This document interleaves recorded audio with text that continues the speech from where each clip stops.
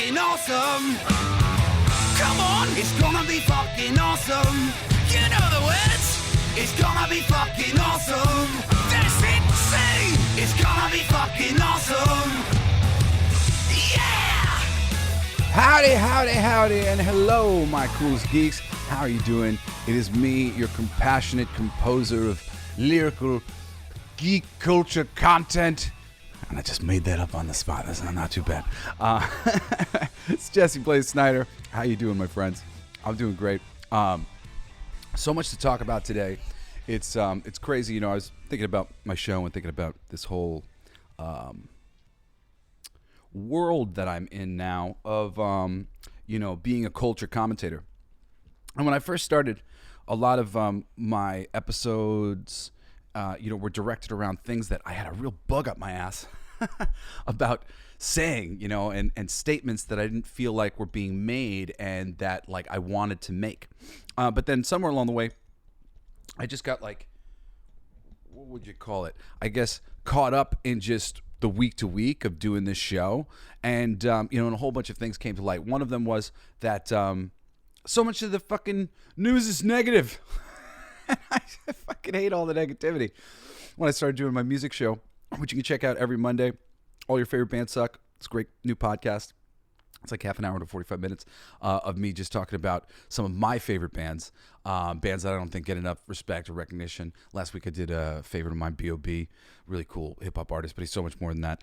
Week before that I did My Chemical Romance. Week before that was Nickelback, defending Nickelback because I'm a brave man like that. Most people who shit talk Nickelback, I've never actually listened to them, listened to like a whole album or anything, and they actually have a lot more to offer than appearances may be with their record label, what singles they put out, etc. Anyway, doing that show, it's so passionate. I'm like, I love this band. Oh, you gotta listen to this. This is so cool. Listen to this. Oh, it's so cool. So I just gush, and I was just recognizing the fucking flipped paradigm between when I was talking about geek culture shit and when I was talking about music shit. Music shit, I was like, yay! Geek culture shit, I was like, and I mean, granted, if I was sitting there doing like a show about the music industry, I'd probably be having the same sort of but it really made me go like, man, I just want to be able to inject more positivity into the show. So the first thing, change that I'm making is I'm going to try for the weekend episodes, like for a while at least, to do just a lot of coolest picks, recommends great movies or great series, stuff that's really fucking awesome and worth your time. And there's so many things. I think I'm going to do Attack the Block this weekend because it's a great sci-fi movie. I'm going to talk about it. Ooh, God bless me.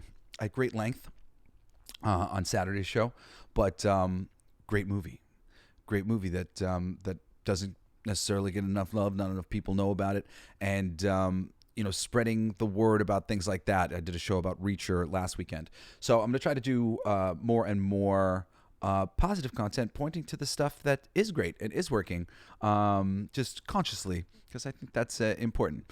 And then secondarily, in talking about these things, I'm going to try to skew my approach. I mean, granted, it's there anyway, my commentary and my thoughts on these things, I'm sure. But I'm going to try to direct myself more in a way that I think complements my sensibilities and brings out the things that I have to offer this conversation that are more unique to, other people. Because so many people can give you the information. And so many things, I'm assuming you guys are like paying attention to some headlines or whatever else. And I think I can like assume that you guys have some idea. I was like writing out full names. I'm like, last names. I think everybody knows who Musk is, who Carano is, who Peltz is, who Perlmutter is. And maybe some of these people you're a little not savvy on, but in the show, you'll fucking find out. So, I want to talk about Suicide Squad a little bit later. And with the Suicide Squad thing, I really want to talk about the difference between subversion and perversion, and that kind of thing. I want to try to frame these things in like a lesson, and I'm not even sure what the fucking title to this episode is going to be exactly, the subheadline I got. But it's crazy because it's Disney versus the world right now, and they deserve it. And there's been like this question of, does Disney deserve to be saved? And I hear just like so many people have been so mad for so long. And the PR game that sort of covers up their failures and has them constantly like blaming all of their messes on other shit makes people like me who pay attention very aggravated, because it's like they never get called on their shit. Even though they're getting called on their shit on the low key, in the YouTube world that they try to fucking ignore because, they don't want those voices. They don't want honesty. They want to operate in their bubble. It's really true. The system that we have in place right now has always been a clique. The old clique of Larry Davids and Woody Allen wannabe writers and starving artists and whatever else fucked up the frickin' cowboy genre by bringing too much negativity to it and destroying all the heroes until the audience didn't like any of the shit anymore and moved on to other stuff. Right now, Reacher's a hit, and we were saying that like 20 years ago it would have been drowned out by so many other things of a similar variety or whatever, but at the moment it's just like a true blue hero, presented in a sort of mythological capacity where he's infallible to a certain degree, and the story always has to adhere to his infallibility and raise the stakes accordingly to challenge him and put him in situations that are challenging and all this stuff, But this is something that is done all over the place, or was done all over the place when I was growing up. I mean, like, everything was like a whole bunch of freaking B cop shows, and everybody was the superhero freaking thing, and they were all variations of Miami Vice and like, because these things, they become echoes of each other. There's a success here. Ooh, this is a good formula. These two hot guys, and then they've got a couple other characters here, there, and then like they want to tell the audience that, oh no, well, we got other characters too. We got hot girls, and we got a thing. So then that 2-person poster becomes a 5-person poster with the 2 hot guys in the middle and the thing. I used to see these shows on TV, and I'd be like, oh, it's a hot guy show. And here's hot guy number 2. And now the hot guy shows have turned into horror romance shows coming off of like Twilight and 50 Shades of Grey, and you've got Supernatural and such things that my daughter loves. Vampire Diaries. She was freaking. My daughter was correct. She came upstairs crying her eyes out over the end of like the final, and somebody a character she loved died, and she was like, and I'm not making fun of her.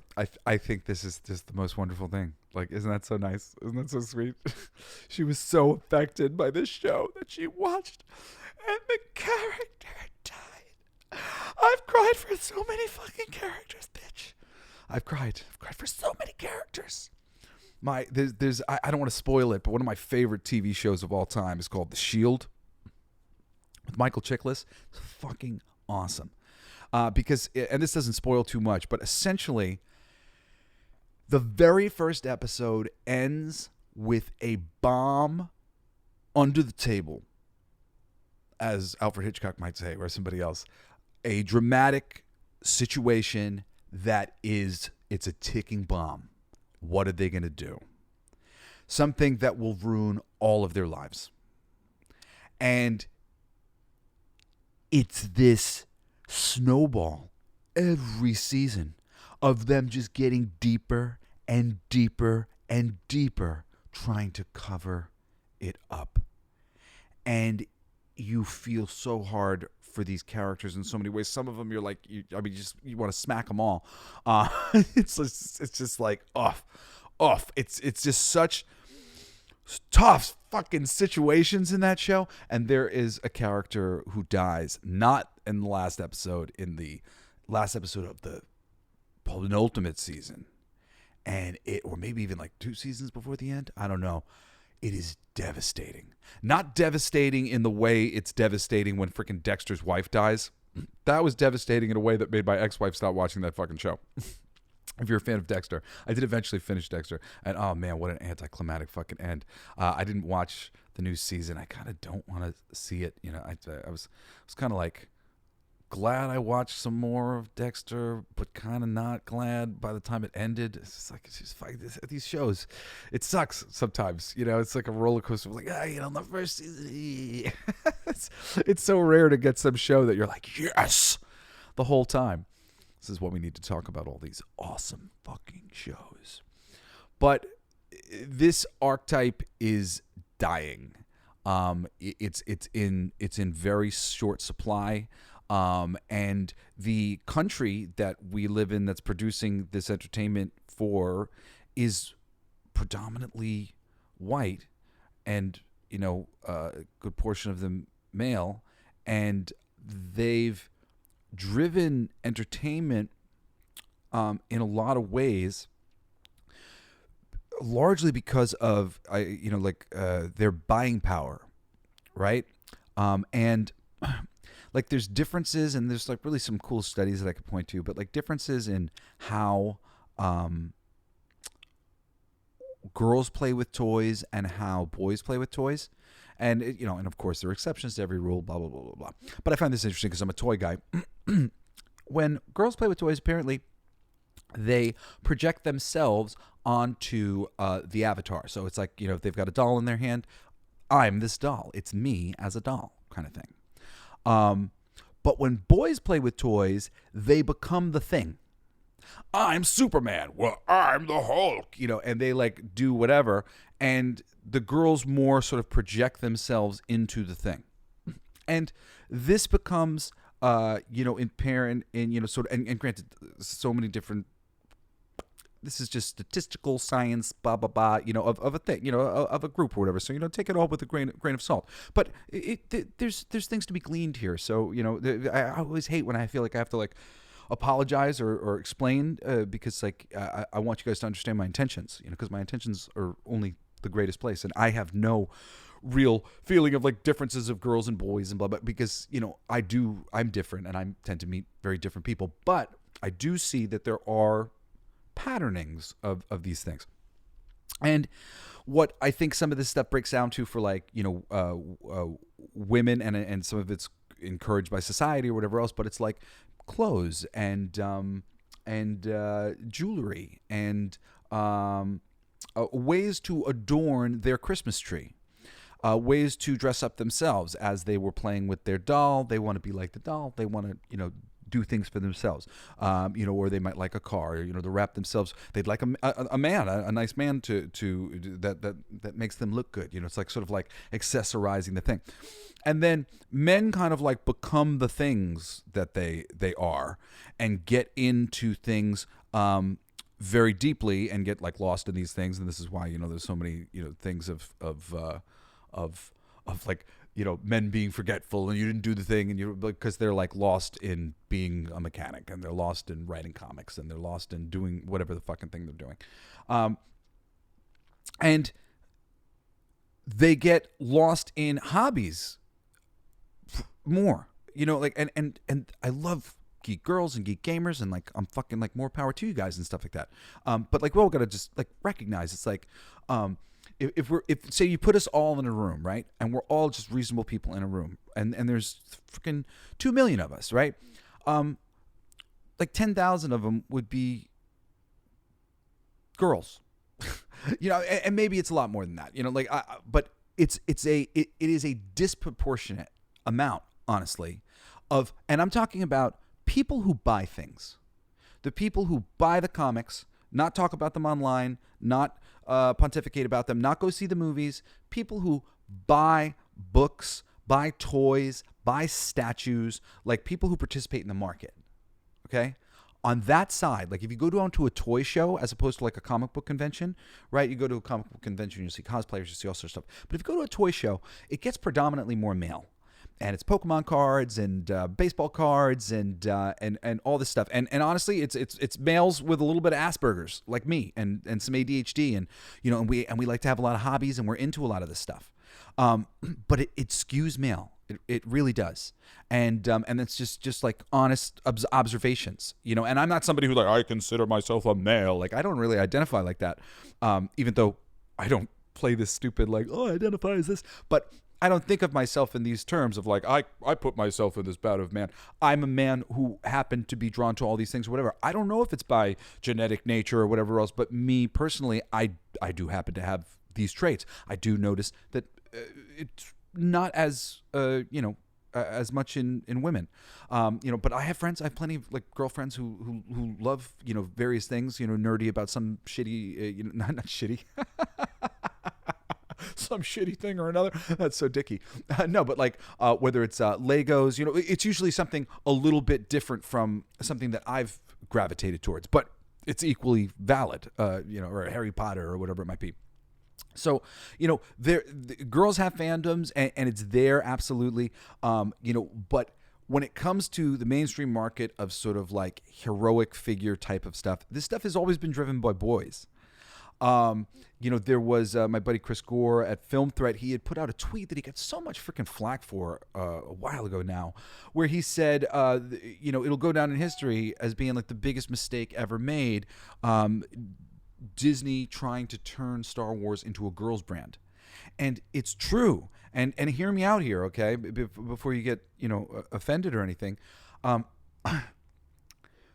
Star Wars was a boys brand that girls liked too. It was boy stuff being done at such a high level that the girls also enjoyed it. And, people can generally agree that, like, there's a matriarchy, patriarchy kind of idea. Granted, they tend to think that, like, sending a bunch of girls who act like men into the patriarchy is going to change the patriarchy. Of course it's not. You need to change. You need to send men and women who act more feminine, who have a feminine energy. You need to send that kind of energy into the thing. But at least we're in agreement that there is two distinct energies. So that means, the genres of film and whatnot, there is sort of two distinct energies of film. There's the masculine energy, and then there's the feminine energy. And the masculine energy is sort of like trying to defend what is from change. And the feminine energy is usually like dealing with change and coping with change and things about change. Romantic movies, it's about change. Love Actually, it's like, here, let's see 20 people and how their lives are changed because they met somebody because of XYZ. All these different films that are kind of on the drama level, they are the feminine, and these are the masculine.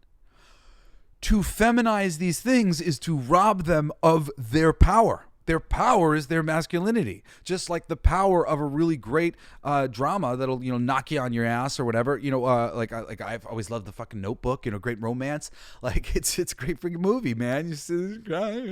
And it's about change, creativity. Because the masculine and feminine energies, I like to boil down relatively simply to stay. Like keeping things the way they are. Like, this is perfect. Let's appreciate this. Let's protect this. If anybody tries to stop this from being what it is, I'll do something. And then the feminine energy is more like, but maybe it would be better if, but maybe we could, but what if we changed it like this? But what if we, and I have this energy. I mean, like, I'm the person who's like been rearranging my room since I was a little kid. And that's why I do think that females fucking love masculine energy done right. I think it's actually not really a boys thing at all. I think it's right up the middle. I think boys and girls alike love masculinity done right because it's the preservation of the things we love. And boys, I think, struggle a little bit more, but we also appreciate too femininity done right. And if you're gonna make us cry, oh damn it, making us cry. And granted, there are merger versions of masculinity and femininity, like something like a Hacksaw Ridge, which is, oh god, so fucking powerful. Mel Gibson directed that movie. It's brilliant, starring Andrew Garfield. If you've never seen Hacksaw Ridge, holy shit. I love movies. It's not a geek culture movie, it's a war movie. It's a great fucking movie. Oh, it's a good movie. Makes me cry. So it's such a, there's so many powerful lessons in that movie about like so many things. Faith and appreciation. Highly recommend it. Won't go off on a huge tangent on it. But this idea of taking masculine brands and trying to turn them into something that they're not. And this has been happening in comics as well. You know, Archie is a feminine comic book. It's a comedy. It's got some elements of masculinity or whatever that people like, but ultimately it's the changing relationships of the thing. It's a soap opera. The Captain Americas and Supermans and superhero comic books, they are preserve the thing at any cost. And that really needs to be pure. You can't dilute that can't dilute it with anything really, especially not the core message. You know, Captain America always has to be about the American way, about, you know, like truth and justice. You know, just like, but like from that American perspective, and not in like the skewed thing. You know, he's actually, as a character, when he's disagreed with the government, he's left the government, and that such great story sense, because this man is about more than just the law and the thing. He's about what's right by the Constitution at its very baseline, and like, you know, just really honoring the rights of every person and speech and, you know, thing like that's it. That's Captain America. And when you start to water that down in any way, shape, or form, it doesn't mean anything anymore. Who wants a Captain America? Who wants a Superman?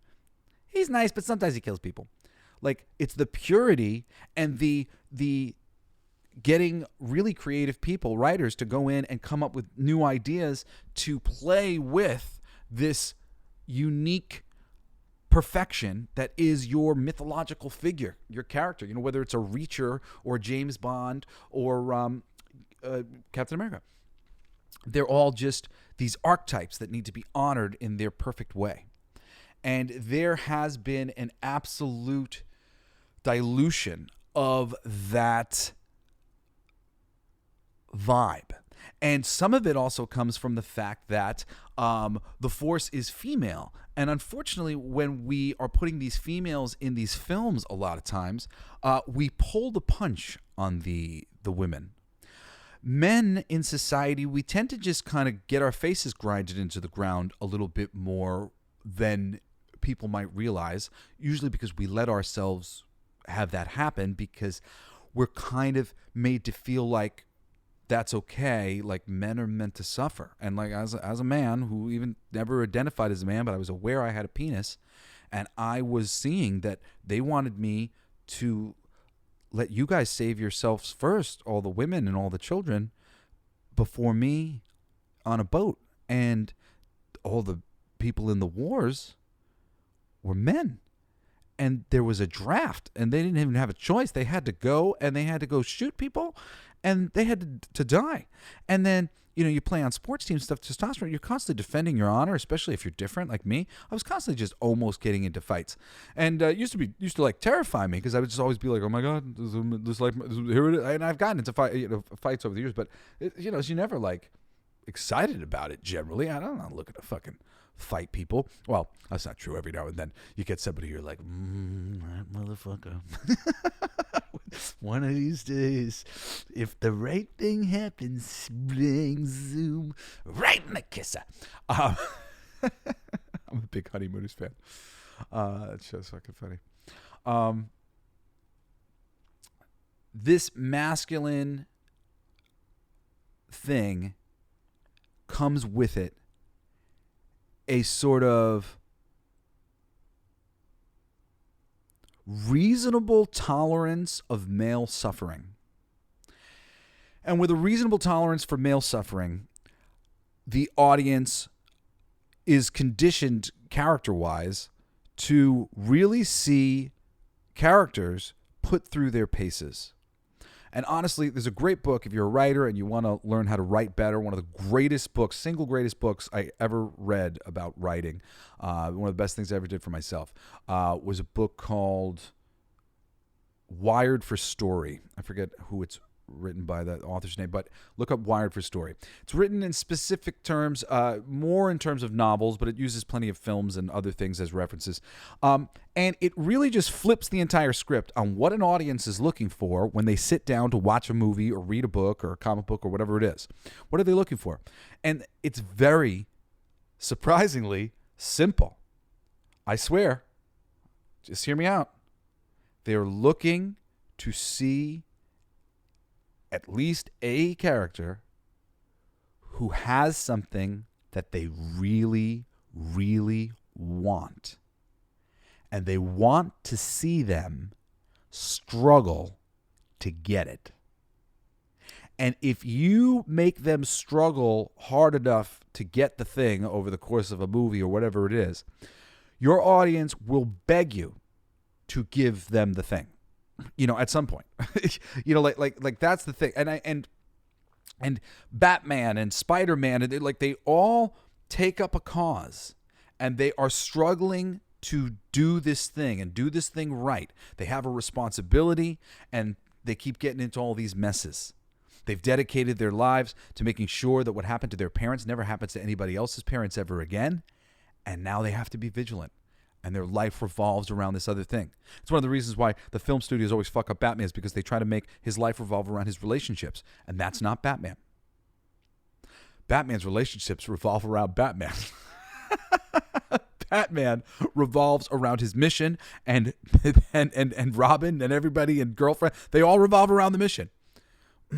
Because Batman's this single-minded beast, and the great Batman stories are written like that, with this machine that just is in sync with itself. He knows what he is. He knows what he's trying to get, and he's constantly struggling to get it. He's constantly getting scarred. There's a classic image by Alex Ross, a painting of Batman with his shirt off, and he's like in front of a mirror, kind of like gazing back at you, and you see his back, and he's all scarred up. And that is how you imagine Batman. When Batman's done right, you imagine him as just this guy who won't fucking give in. He won't let what happened to his parents happen to anybody else. He's a one-man machine, and other people have come to his aid because not one man can do this alone, and this is going to drive him crazy. And he's not so nice to work with, and he's not so fucking happy and dandy, but his heart's in the right place. He's a good man. And that's it. That's all you want. A guy fucking working for the thing, and he deserves it. He deserves to succeed. We want to see him succeed. Every victory we go, yeah, Batman, you saved another person. Makes me sad. Because so many of these things lose so much of their meaning when you deprive them of their machismo and the amplitude, the amplification of these ideas. When you start to water them down, it really just turns the whole thing into mud. Granted, there are ways to blend some of these things, but they're not capable. They're not capable. It's not as like even Hollywood. Like the creative people in Hollywood, I'm sure there's tons. If you put me in Hollywood, right, and you put me into every executive position for hiring creative people, I guarantee you I could turn around Hollywood in a hot minute. I know good work. I would get great people, and it'd be awesome, and it would be plenty diverse because I'm sure there's great fucking diverse writers, but it would be a return to a lot of the fucking people who were great before, I'm sure, because I'm going to see their freaking resumes and watch their stuff and read their scripts, and but you have to be paying attention. It's a lot of work. It's a lot of work to read scripts. I'm a writer, right? So what I know about being a writer is one of the fucking hardest things you can do. Because if you're an actor, you can meet somebody and talk to them and be charming and whatever else. And they're like, hey, maybe I can, as a host and as a voiceover guy, I've gotten voiceovers from just talking to somebody, from just dealing with somebody. But as a writer, and as an artist, like in comics, here's my picture, there's my drawing. Literally, it takes 2 seconds for a editor to glance at art and go, oh, I don't like that. Or, ooh, can I look at more? Show me more. It's very fucking easy. A comic book writer or any sort of writer, I fucking feel for film writers so badly. Because, like I said, a comic book writer, or I was about to say, a comic book writer, I have to hand them a script, and, maybe you try to hand them a short or something. Or if you finish something, a complete thing, here's something I wrote. But if you don't have anything, you're just handing a script. And if you're a television person and you don't have anything, you're handing an episode of a show, an hour long, 100 pages of script, and if it, or sorry, it would be like, it'd be like 60 pages of script, for TV. And then if you're a a film, a screenplay writer, you're making somebody read 190 to whatever. I mean, now scripts are fucking getting long as hell. And usually first-time writers and early writers are not good at editing themselves down, so scripts are a bit fucking long. And holy shit, like just imagine that. Imagine if you had to convince members, and you may have like really good relationship with your family or whatever, and if you do, great, but members of your family or friends to read a 160-page script that you wrote. And how quickly do you think that would happen? And how many emails and text messages and follow-ups and stuff like that do you think that you would have to do in order to make that happen? It's really it's crazy. It's hard just in general to get people to read your scripts. And to get people to really read scripts. And people are always kind of taking shortcuts to achieve what they need to achieve, especially because they're under other pressures from other things. Like, I want to freaking do everything myself until I do everything myself. And then I'm like, oh my God, this is like so much work to do everything myself. Like I had a whole bunch of troubles with my printer for King of Kings, which is finally apparently going to be like finished maybe the end of the week and being sent out end of the week. That's what he said. I hesitate to say anything because they've told me different things, and it's been a little frustrating. But like, yeah, all of a sudden I'm running all that stuff, and I'm running my social media and trying to build, my websites and stuff. And I'm like, I'm not the best person to do this stuff. I could collaborate and I could work with people who are better at this job, but like, I'm just not that good at this job. Like, I can do Photoshop really well, and there's certain things that I can do really well, but I'd rather somebody who understood code and understood, so many of these different things that I'm trying to achieve. So getting the right people for the freaking job is hard in the corporate world because all of the people at the corporations are just so overworked and worried about their job, worried about their job security. And this goes in comics. This is in films. Me and my brother Cody always commiserate. It's just about the atmosphere of fear and worry that everybody has for their livelihoods, and then mixed in with that is all this human like egos trying to push each other down. Lots of egos in the entertainment world. In comics it's a little bit better, but still they're quieter. But the egos are very loud in Hollywood. In comics they're quiet, and they'll come out eventually, as is often the case. But it's very difficult to do this stuff right as it is. And now they're trying to inject a little feminism into it, or whatever, like by like bringing in more female directors. The amount of female directors with experience, with interest, and a genuine passion for like the more masculine entertainment or whatever else, it's a much smaller pool. And when you're pulling from a much smaller pool and everybody's trying to pull from that pool at the same time, well, obviously some people are going to get the good picks and the other people aren't going to get the good picks. And actually often is the case, I find, the good picks are never picked. That's the really disappointing thing. They go and they pick people who match the description that they thought they were given, but they don't actually get the ones who are great, who deserve the work. There's so many talented people in this bit, like my brother Cody's fiance, Tanya Dahl. She's brilliant. There are so many talented and brilliant creators in the business who can do so many things. And, they're available if you get them. And these guys will have deals and things, and they'll fall through this, that, or whatever. And that's the other bit of it. It's so wibbly wobbly, the bit of like what actually goes through, and there's so many ways that things can fall through. I mean, look at like Lucasfilm as a perfect example. Look at how many things that they've announced over the past 5 years that are never coming out, are never, like will never happen, even though there was like a sure thing, from Rian Johnson's trilogy and what's the guy's name? Taika Waititi's Star Wars movie, Kevin Feige's Star Wars movie, Knights of the New Republic, and movies getting turned into fucking TV shows like Obi-Wan and that horrible Boba Fett show. It's a weird cart before the horse system that we got going on here. I mean, it's really, Hollywood is so fucked. It's so weird. It's really, it's going to implode. It's going to be replaced. I'm not exactly sure what the thing that's going to replace it's going to look like. I'm trying to be part of whatever replaces it because it needs to be done right. And I just love entertainment and I love the arts and the ball's being dropped, man. And like, I want to see the great people out in force. And, the unique people who deserve to freaking be there and be heard and like seriously, it's so awful, this stupidity that we've gotten ourselves in with all of this. So Disney has cannibalized themselves and they've made themselves into a more feminine brand, and sacrificed some of the greatest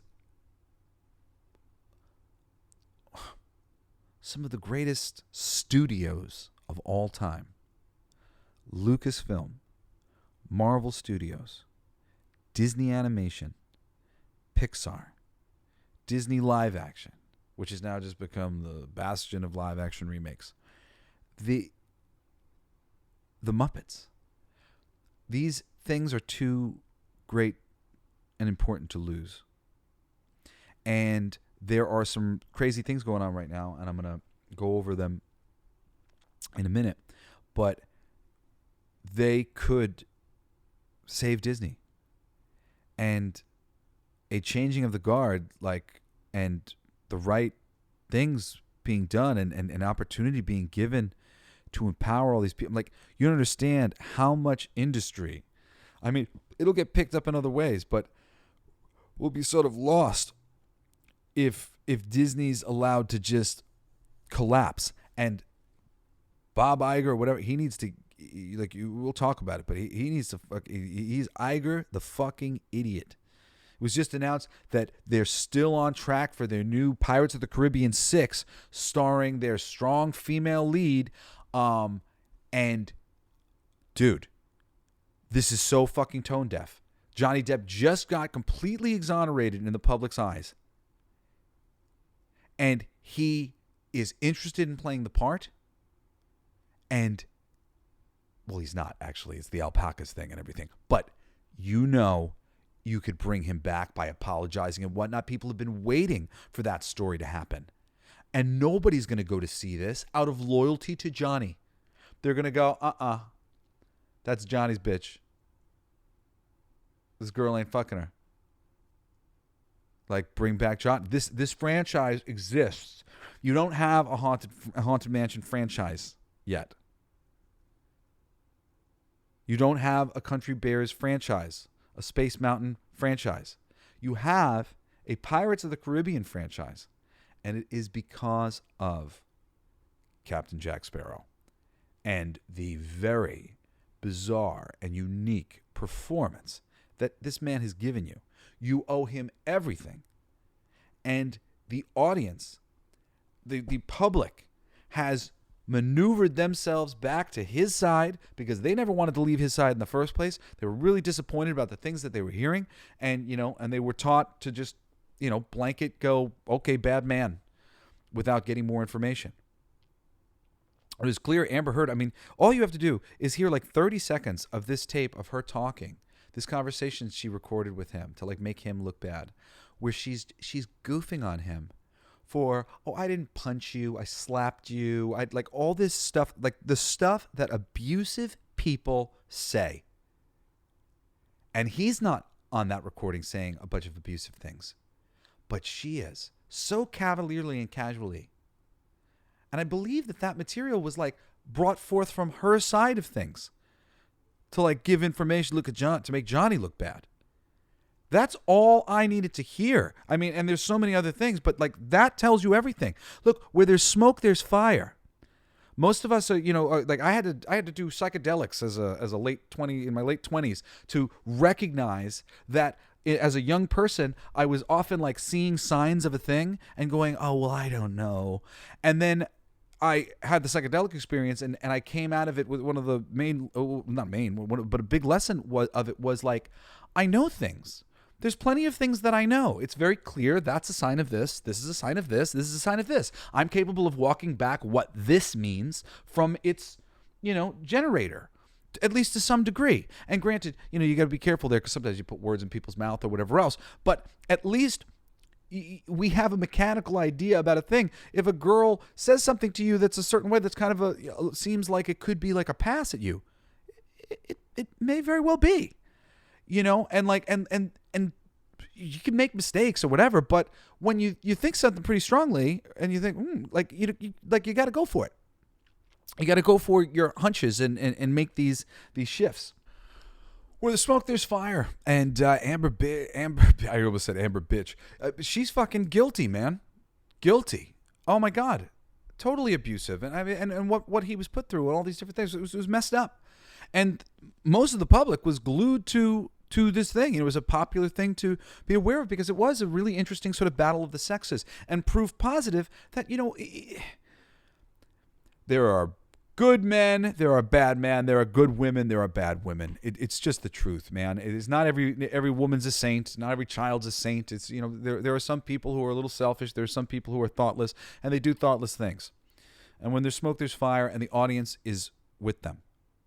And this, where there's smoke, there's fire. This is shortly after all these things going on, and I'm going to go through like sort of the myriad of them to remind you, but at the very least of like, their stocks plummeting, and they're having all these fucking bomb after bomb after the 100th anniversary or whatever the frick it was for Wish, the animated films, an embarrassment, and the Marvels is an embarrassment, and Indiana Jones is an embarrassment. This was a terrible year for them, and Elementals, lagged out a little bit, but like was still ultimately embarrassing for them. And I do enjoy Elementals. Me and my kids have watched it quite a few times, but it's not doing the Pixar thing. It's not in the Zeitgeist. It's quietly under the surface. It was a solid something, but these things they're not crack-a-lackin'.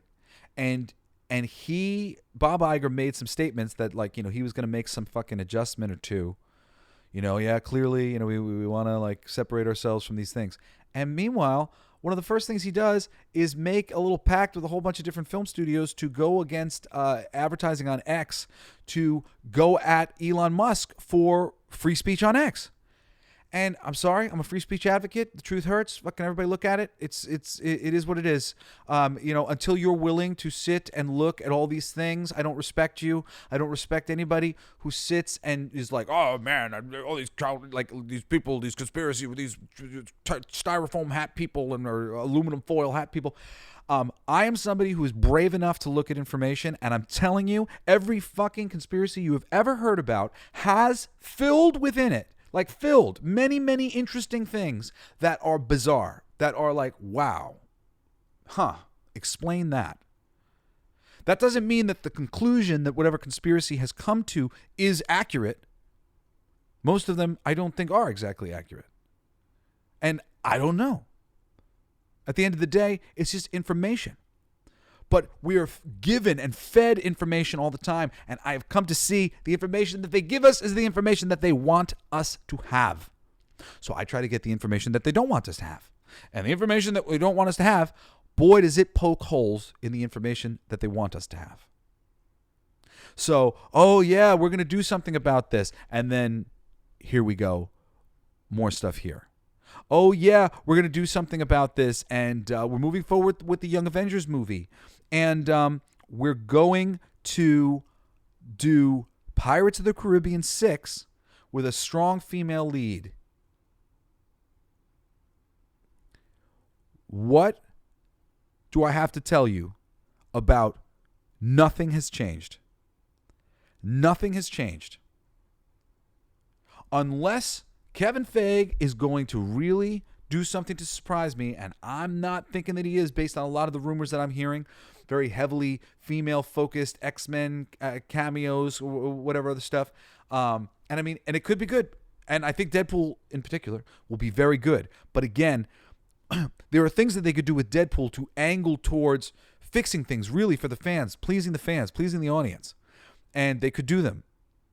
And I'm pretty sure that my imaginings of what they could do and what they will do are going to be pretty far off from each other. And that's unfortunate. Now, these things, there's plenty of fucking signs of the fact that it's business as usual over at Disney with Iger, other than the fact that they are coming for him big time. There is a growing mob coming for Iger, and I think it is finally going to be more than he can handle. And I don't even know what is going to happen here. And I'm going to be, I guess I'm speculating, but I'm doing the where there's smoke, there's fire thing. And I'm going to point out all the things that I can see about this situation that Iger is up against. And Iger the idiot, fucking quote, that is his new name, Iger the idiot. He is an idiot. He wants to be a fucking weatherman. You know, he has the right idea about letting people who are creative people below you do their thing and get the, you know, hire great people and have them do a great job. That is what you do. But you also have to fucking understand what they do in order to maximize any potential, because you can't fucking oversight or overlook anything that's going on if you don't understand what they do. And he clearly has absolutely no fucking clue. And the inmates are running the asylum over at Disney, and the inmates, we've been seeing the quality of their output. It's not fucking there. It's not there. It's a sad truth. So Bob Iger and these studios, they pull this thing on Elon Musk, and Elon Musk at this summit or whatever, I believe with Bob Iger in the audience, literally calls him out and says, "Fuck you, Bob," and says that, you know, basically they're extorting him, and he's not gonna, you know, like he'll see the company, you know, run into the ground before he sees that happen. And obviously he's a smart guy, and that's not something that he's gonna let happen. So meanwhile, another thing has been boiling in the stock world, in the stock market side of things, the shareholder side of things.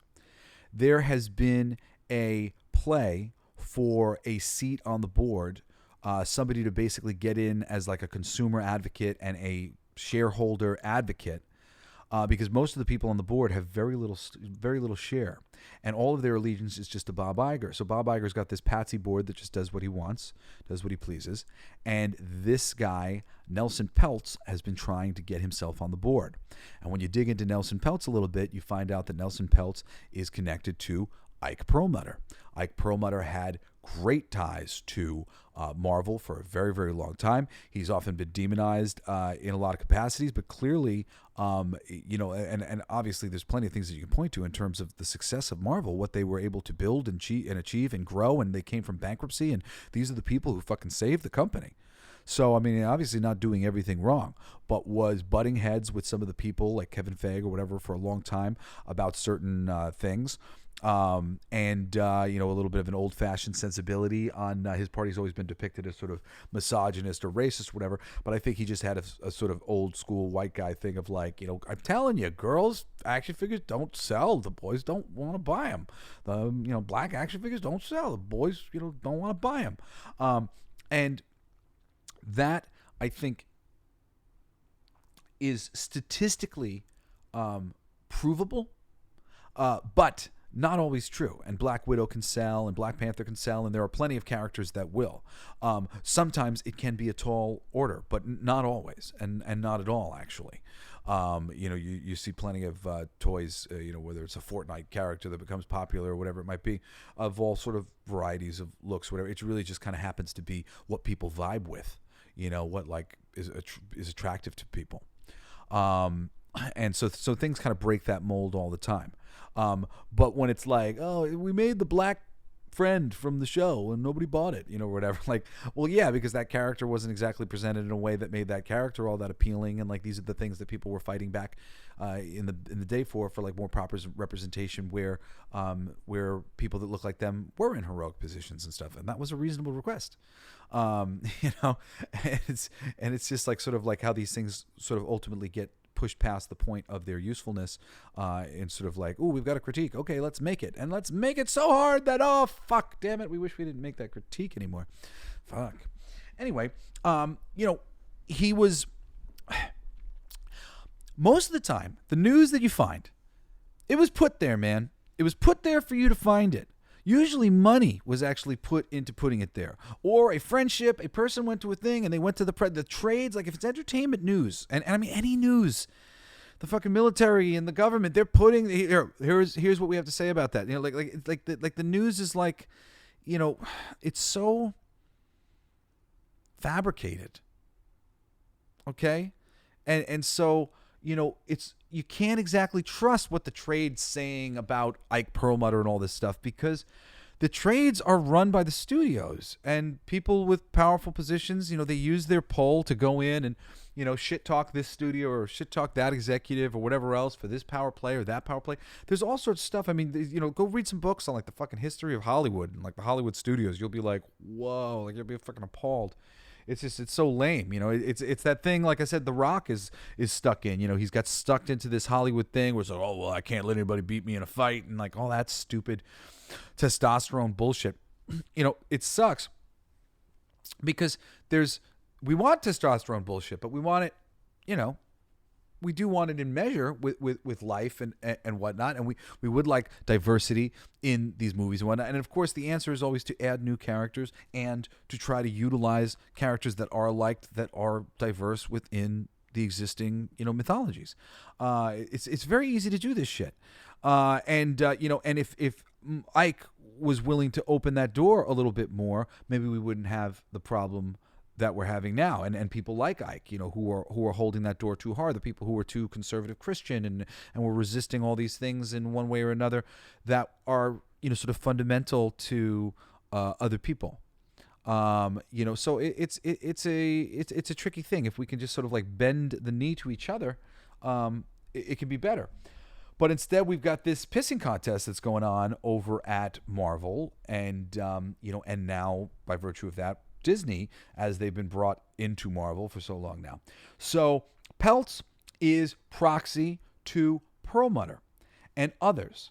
Peltz is a representative of lots of stock himself, but also a lots of stock. I think it's like 10% or something like that.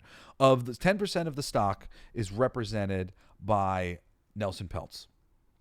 And he has been making a play for this board seat and had been pushing pretty hard.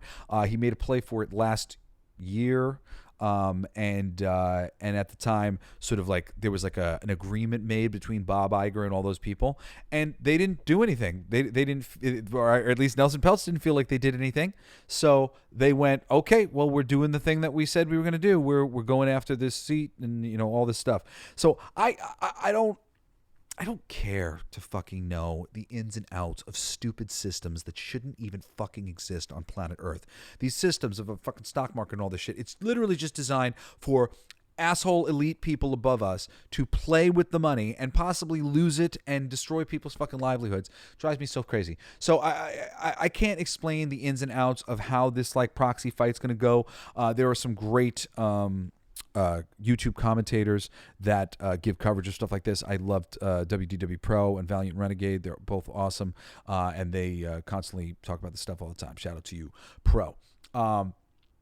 So check out them, and they can give you like some of the breakdowns of some of this stuff. And they have other commentators who are cool that come onto their show, and we'll talk about these things. And I understand the concept of what's going on. I'm like, I kind of a lot of some of the details. I'm like, well, that's not something I ever need to remember. Like, I have no interest in writing some fucking boardroom stock market writing thing. I will not write that. So this information, I'm like, that's good. You can keep that. You can keep that bullshit. Although I do watch documentary stuff like this on that stuff, stuff like that on this stuff all the time.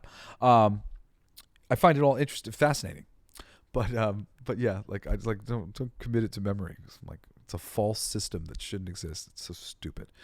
Anyway, it is very possible that this could happen and could be a thing. This was a real thing that was being talked about very seriously just a week ago or two. But some major new things have happened.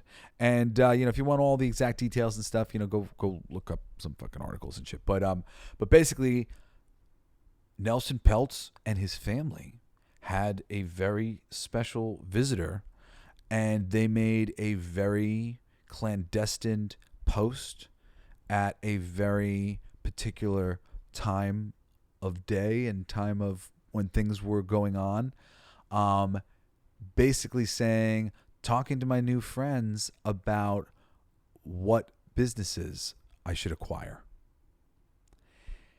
Elon Musk is worth more than Disney. And you don't need that much to buy a company like Disney. Again, because this stupid system we have, it's like dividends, like a fractional percentage of your collateral can go into getting you all this money from the banks. And there are other more subtle ways that Elon could go about something like this. Just like if he was able to buy a certain amount of stock, or help leverage some of those things, or lend lawyers, or lend whatever. Now, that idea that he might get involved in that and whatnot, well, I'd question if it was more than just a tease. But who knows, because teases in this day and age, the age of the internet, are all about what the reaction to the tease is. People release teases nowadays to see the temperature of the room. What are people feeling about this? So a tease that garnered a lot of support, and I mean, Mr. Musk owns a social networking platform where he can gauge a certain amount of perception from his viewers, and I see him posting little surveys all the time. I left Twitter. I got back on Twitter when I started doing this podcast. I'm Coolest Geek JBS. If you want to follow me, shout out to my people over there.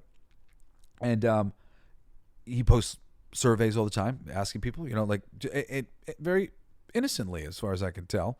I mean, granted, full disclosure for me, I don't trust Elon Musk. I believe that he is in cahoots with somebody. I don't know who it is. Could be the military. Could be the secret space program. Could be any number of people.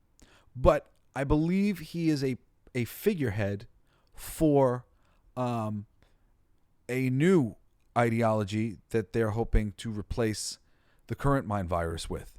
But ultimately, everything is sort of controlled because they think we're stupid. Because, if you don't study really, really high-level fucking craziness, and I mean, I'm talking about like psychedelic medicine, plant experiences, and meditation experiences, and the ancient Vedas and shit, there are dimensions, and there are things. There are things going on. Planet Earth, the way we think of it, it's a plane. It's a plane of existence, and it's stacked on top of infinite other planes of existence, multiverse, and all sorts of other things. And, we can see it in so much of the quantum mechanics and the science of quantum mechanics that's coming out. And there's lots of different ways to begin to see the actual picture is quite vast beyond our wildest dreams, and sort of seemingly like just this crazy illusion, this little virtual reality, like we are playing a video game. That way of thinking is going to take a while for people to get to, to really, certain people who are locked into whatever bits of thinking, and I think people are going to get there faster and faster. But, Elon Musk to me feels like controlled opposition. And I hope he's not. I generally like all the things that he does. And, he's one of those people who's a little bit of a troll, but I always appreciate how clever a troll he is, and how on the right side of history he is. It's just never the right thing to ban free speech, and to go into that company and then to transparently show what had been happening, what was going on. It's all messed up. And now he's taken that to another level. And this is the thing that makes me think, wait a second. He could save Disney. He could buy Disney. Because look what we have here. Before the Nelson Peltz thing happened, he put out a tweet asking for anybody who felt like they had any sort of defamation case against Disney through their platform. And one of the main people who chimed in and were mentioned by so many people was GINA CARANO. And GINA CARANO said, I think I have a hell of a case. And there are a lot more, like websites like Bounding Into Comics and forgot one of the other ones that was mentioned. It was like, well, maybe a YouTube channel or whatever. There's a lot of people in this suit. And GINA CARANO is one of them. And she absolutely has a leg to stand on. The things that they have used to, the things that other women have used for discrimination have happened to her. Because she was a Republican, or actually, I don't even think she is a Republican. I think she's like kind of a moderate. But because she was a moderate and wasn't willing to play their games, they outed her for this tweet. If you don't remember the show where I was defending her, it was really silly. It was actually a very eloquently put metaphor for the way the Holocaust happened in such a terribly deceitful kind of way of demonizing your neighbor to your neighbor. Making your neighbor feel like you're a demon. And that was happening to the Republicans in a really weird way at that time, really hard.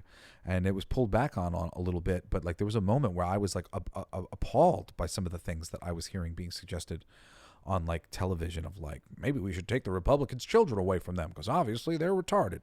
Like it was like, seriously, like really, like that was what was being said essentially. It was really not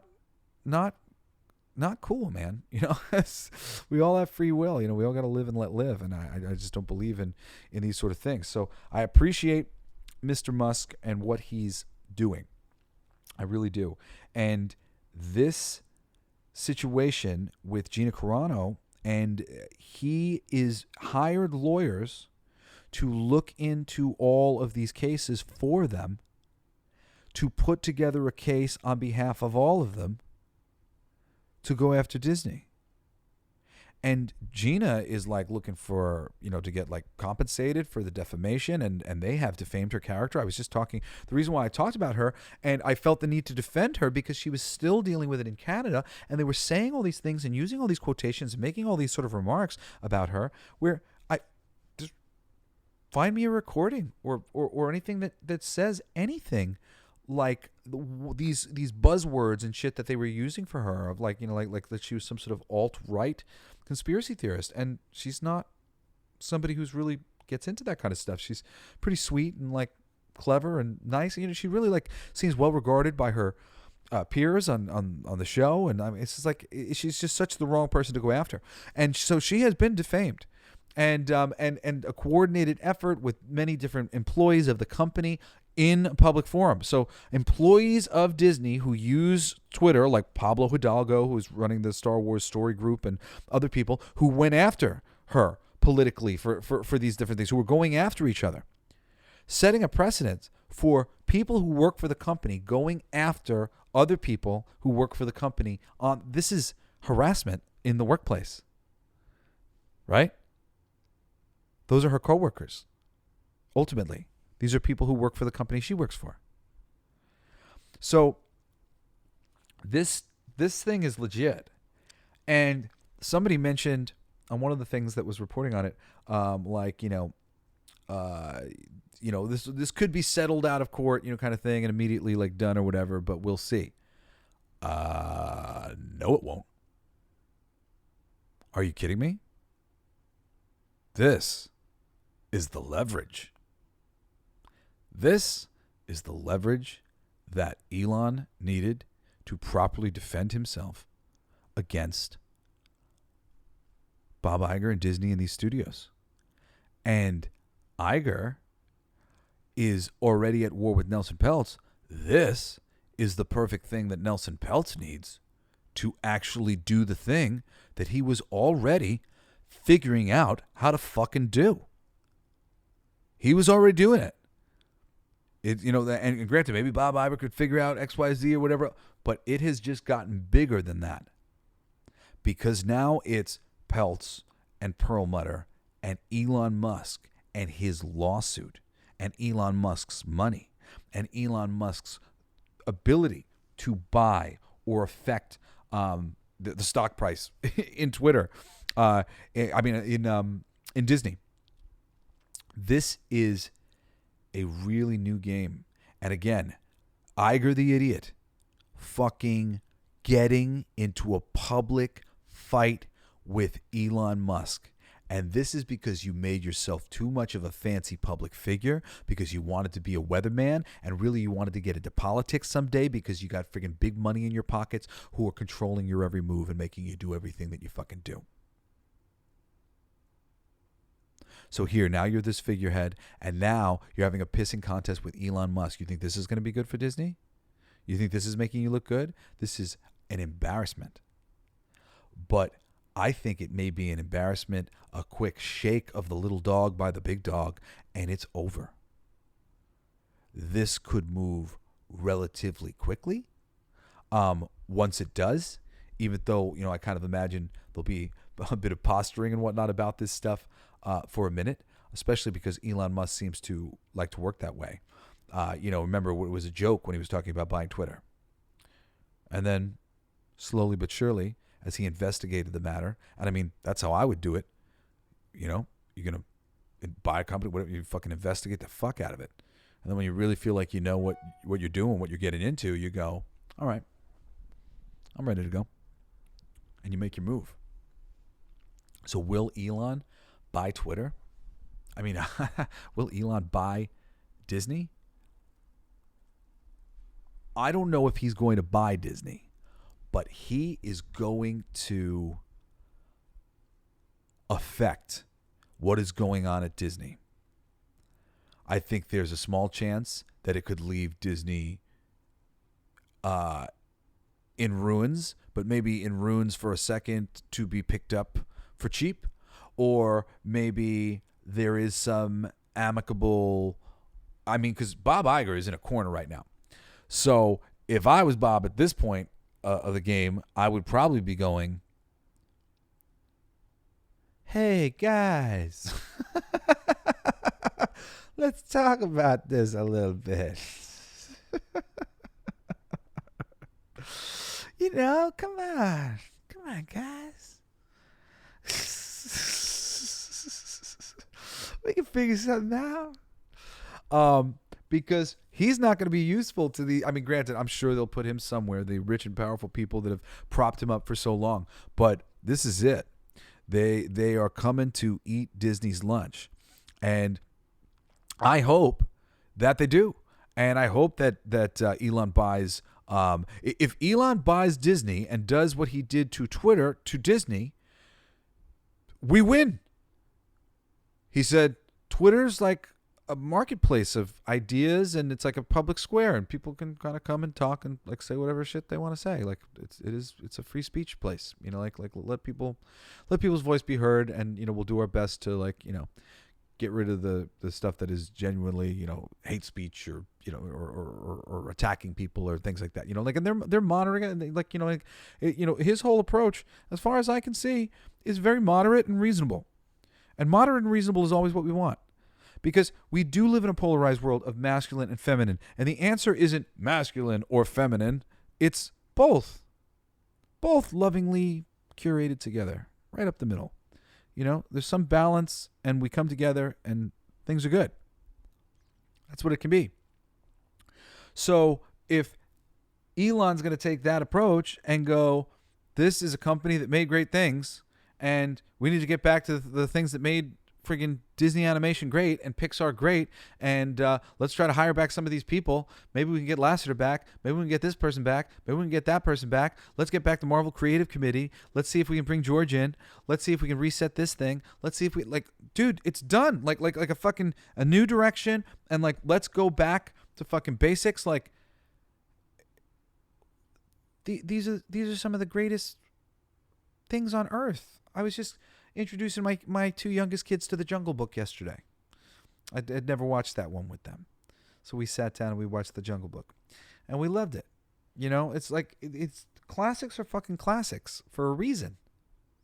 and there's formulas that you can build on and you can grow from, but like it's there already. There's no need to run away too far from these there's a reason why it keeps getting done like this, and and audiences love Tiana, Princess Tiana, from Princess and the Frog. If you haven't ever seen Princess and the Frog, it's a great one. Some music by Randy Newman's in it. I like Randy Newman, and freaking Keith David plays the Shadow Man, the voodoo priest in the movie, and he's got a great song in there. I like that movie a lot. But there's so many, and Mulan and Pocahontas. I mean, it's like Disney's been on this and trying to get better representation for a long time. It's gotten to like a crazy point, but like that's been going on, and a lot of it was great. A lot of it was being done the right way. I mean, like, hey, let's get some princesses of other denominations into the fairy tale world. Great fucking idea. Yeah, good one, guys. Look at that. You could do a freaking African princess tomorrow, I bet. Like there's just so much cool stuff that could be done if we were going about this stuff the right way.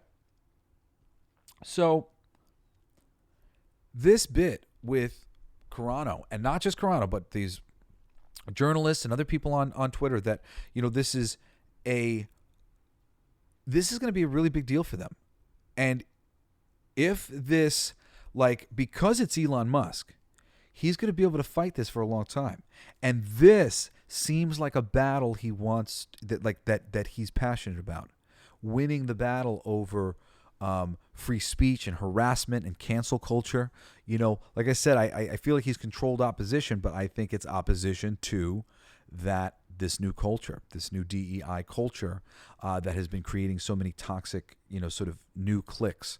And there were toxic cliques before, but now there's new toxic cliques, and it's just like the bullied become the bullies, and I'm done with it, man. I need the bullied to become heroic and cool. That's what we all need, to become the coolest geeks alive, like us, and then things would be nice. I guess I'm gonna wrap this up, but I should have known how much shit I had to say about this fucking topic. So I guess maybe because I want to do Attack the Block this weekend, I guess I'll save the Suicide Squad and the difference between subversion and perversion for next week. And barring that, other things don't come out that like blow my mind about it, but I want to talk about that, but I want to get into it at length, and I'm already at like 111 minutes or something like that. So, or an hour and 11 minutes, sorry. Does Disney deserve to be saved? Yes, it does. For Walt Disney, for the legacy of Stan the Man and Jack Kirby, for the legacy of John Lasseter and Steve Jobs and so many others, for the legacy of Roy Disney and just countless animators and creators and voiceover talent and artists whose styles have been lovingly adapted for years and have now seemingly been abandoned for all new sorts of looks, when for a long time we were trying to honor the looks that they came from and build upon it the same way we do in comics. As a fan of these things, I'm a big Disney fan. And I'm a big Marvel fan, and they bought Marvel. And I'm a big Muppets fan, and they bought Muppets. I'm a huge Pixar fan, and they bought Pixar. And I've become a big Star Wars fan. I'd say I'm a big Indiana Jones fan, even though I hate the fourth one and didn't see the last one. But love Indiana Jones, and love Willow. Love Willow a lot. And this company is just loaded with. And maybe it could all go to shit and all these different things in different places, but honestly, like, the promise of what Disney could be, where I could go to an amusement park and I could go to freaking Marvel Comics Land, and then I could go over to Star Wars Land, and then I could go to Pixar Land, and then I could go to freaking Disney Animation World, and then I could go do whatever other freaking random shit that they've got there, and enjoy a range of entertainment with my kids, and have it all in one place, and go on the freaking Muppets 3D's not there anymore, and go on a range of have a range of experiences as a family person, like oh my god. it's just the greatest thing in the universe. Like when it first happened, I was excited. I was so excited. And for the longest time, the Muppets was first. And for the longest time, I just kept going, man, they just got to get somebody in there who knows the right thing, knows the right way. And for a while, I was trying to get in there. I've talked about before, I got myself to a meeting with Bill Beretta. It took me 5 years of following up with him until I finally sat down with Bill Beretta, who's the current puppet captain. He's Earl Sinclair from Dinosaurs, and he's Bobo the Dancing Bear and Pepe the King Prawn. He's one of my favorite Muppet performers of all time. He's very brilliant. And me and Bill had a great lunch, and he wanted to get me on the staff for the new The Muppets show that was coming out. But the head writer was named the guy from Modern Family, and he brought in his own staff. And there was no suggestions given or taken. So people like me and people who really love the Muppets and we're waiting to try to help and inject some of the majesty that we know exists in the franchise. Couldn't get in there. And in case it's very obvious now, you can go to shout out to Film Threat on YouTube, and you can or Film Threat on their website and filmthreat.com.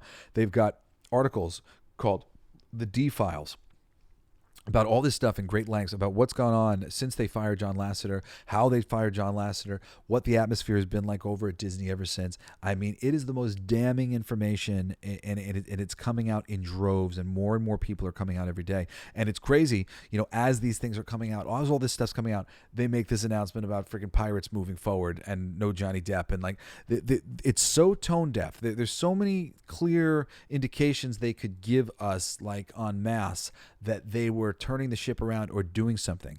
And as he's being attacked, they seem to be doubling down on the failures of the past, and just they're about to run into an iceberg. And I can't say that I'm lawyered up enough to understand what they will be able to do or not do, like how likely they are to win their case or whatever. But I'm smart enough to understand that the law is largely about money, and who has more money to fight a case for longer.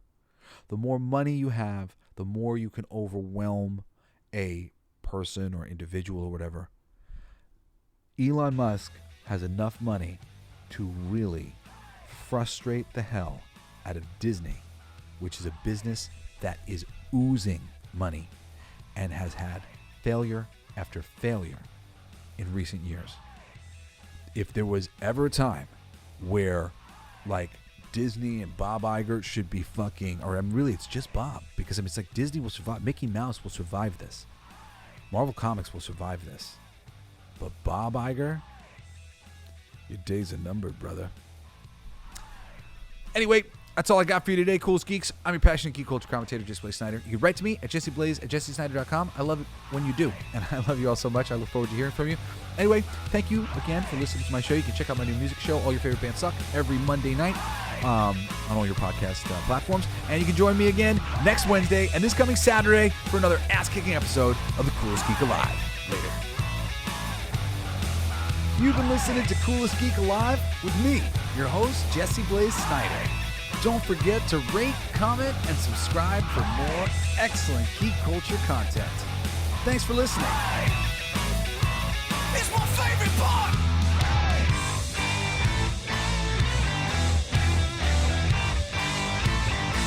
Isn't that heavy?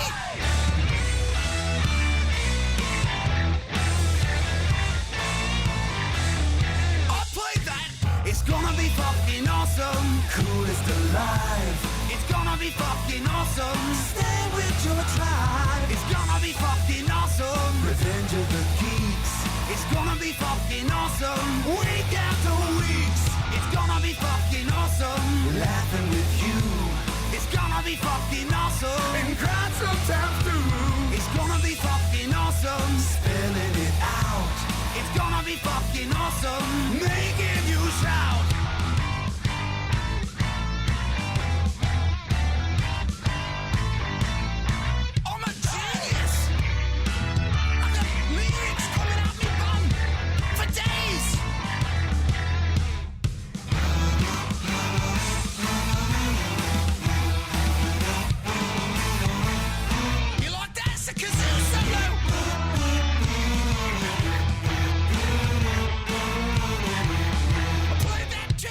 It's gonna be fucking awesome. Talking some shit.